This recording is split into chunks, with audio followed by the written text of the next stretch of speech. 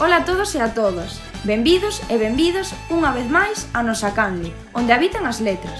Neste vídeo imos vos amosar como podemos crear historias fantásticas dunha forma moi divertida, a través do noso xogo Creando Historias. Para a elaboración do noso xogo, nos inspirámonos no autor italiano do século XX, Gianni Rodari, e máis concretamente no seu libro Gramática da Fantasía. Este libro serve de guía para traballar dunha forma dinámica e motivadora con nenos e nenas a elaboración de historias fantásticas.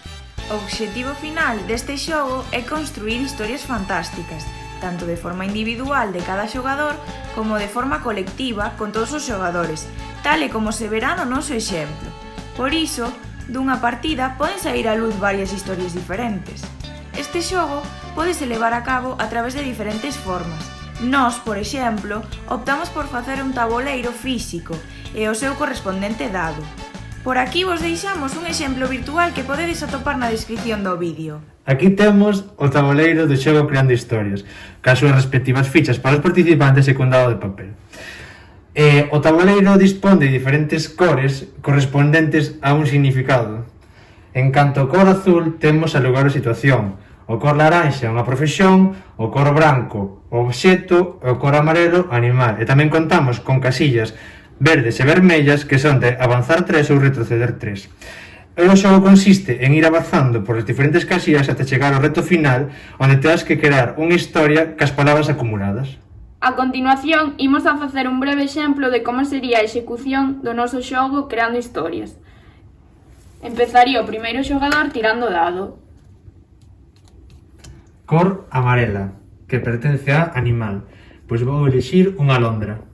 Agora iría o segundo xogador ou xogadora. Un 3, 1, 2 e 3. A cor branca, obxecto, comba. Cor azul, lugar e situación, pois vou elixir unha presa. 2, 1 e 2. Tamén a cor azul. Lugar ou situación elixo Galicia. 2. Profesión, pois albañil.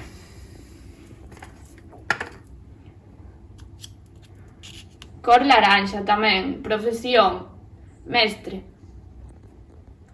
E agora sería realizar isto ata chegar ao reto final ou meta, pero nós imos facelo ata aquí como se xa estuéramos no reto final ou meta. Entón, as palabras acumuladas son Londra, presa, albañil e, por outro lado, comba, Galicia e mestre.